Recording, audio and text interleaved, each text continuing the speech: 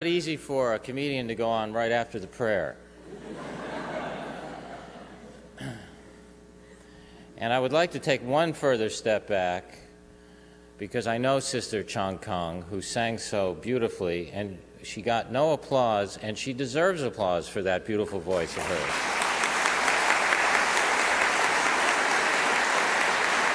She does. Sister Chang Kong, along with all of us who are fighting our egos, still wants a little applause now and then. She is a fantastic woman, and the question that must be in your mind, what am I doing here? We'll take just a minute, because I know we all want to see Thich Nhat, and I certainly will be the first to sit down in the front there and listen. I am perfectly placed after the Father because I believe that, I have had a Zen Buddhist practice for 25 years, and I never talk about it. My comedy certainly deals with the human condition and the suffering and pain and the emotions that we all live through, and thank goodness I have a way to express it through my comedy. Behind that, I am someone who has meditated and had a path, and a serious path, for all these years, and I was raised Jewish, and I now practice and have for that many years a Buddhist path, and the Buddhist part of me is so proud to be able to participate. The Jewish part is not thrilled that I'm working for free right now.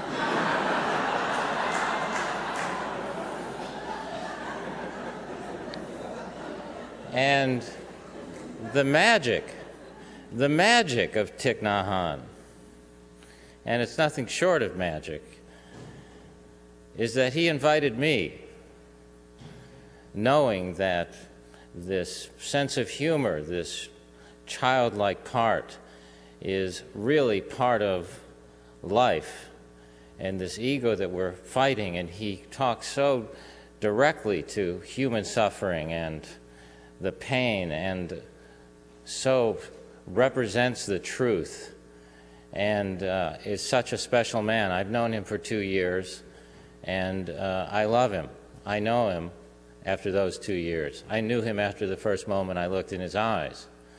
And he so represents what we're all battling and has such great insights. He has not dated as much as I have, so he doesn't know real suffering.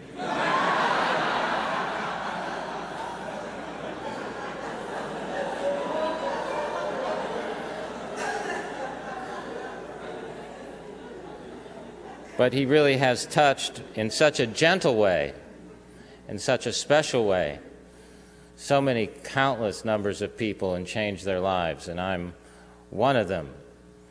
And that's what brings me here tonight. I don't have much else to say. He teases me because there's a joke that I do in my act about being single and still single. And I say Buddha himself never got married because his wife would have said, "What, are you going to sit around like that all day?"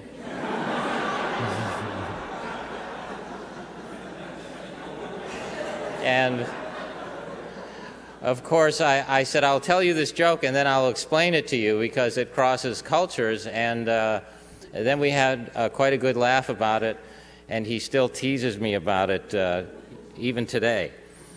So rather than take up any more time, and there's a fantastic feeling in the room tonight, really, and I want to close by reading a quote from Martin Luther King, who once said, "Thich Nhat Hanh is a holy man, a scholar of immense intellectual capacity. His ideas for peace, if applied, would build a monument to world brotherhood, to humanity." And that spoken by a man who, as we know, is so special. So enjoy the talk tonight. I'm sure you're so grateful. I'm done, and I'm going to go sit down and listen and turn it back to you, Dan, and thank you all very much.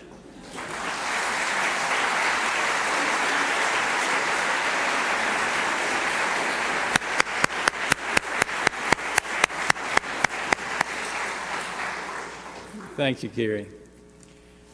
We are mindful, if not in every way we might be, we are mindful that there may be votes called during this lecture and that members of Congress will have to leave. Hopefully, if they do, they'll be able to come back, but just don't be surprised if that happens. Be very pleased if it doesn't. Congresswoman Lois Capps has become part of the heart and soul of the Faith and Politics Institute. She participates in a reflection group every week. She's been to Alabama and to South Africa with us. She hosts an annual retreat in her beautiful hometown of Santa Barbara, California, and very appropriately, she works closely with us on the Capps Emerson Lecture.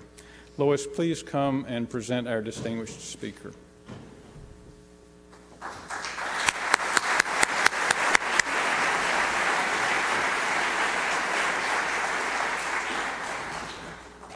Gary Shandling, I have to follow you.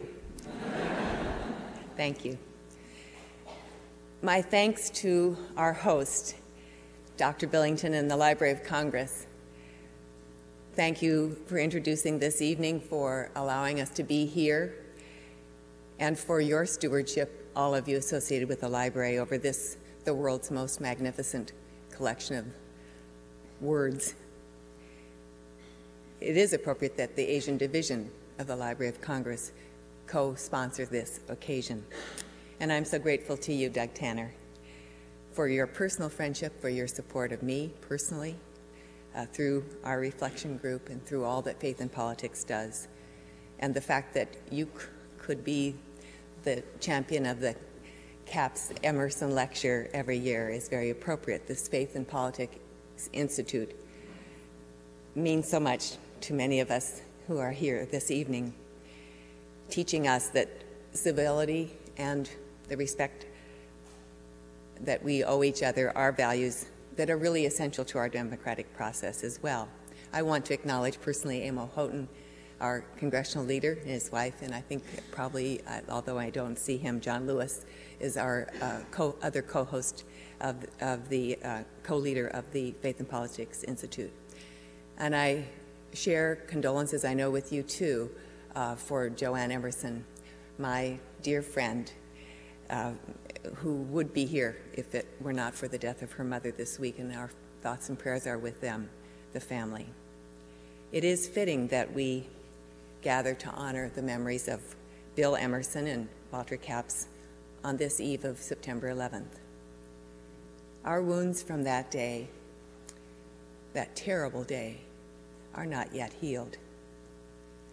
We still and will continue to mourn the thousands lost, and we still and will continue to honor the heroes who were there and saved so many and continue to be vigilant.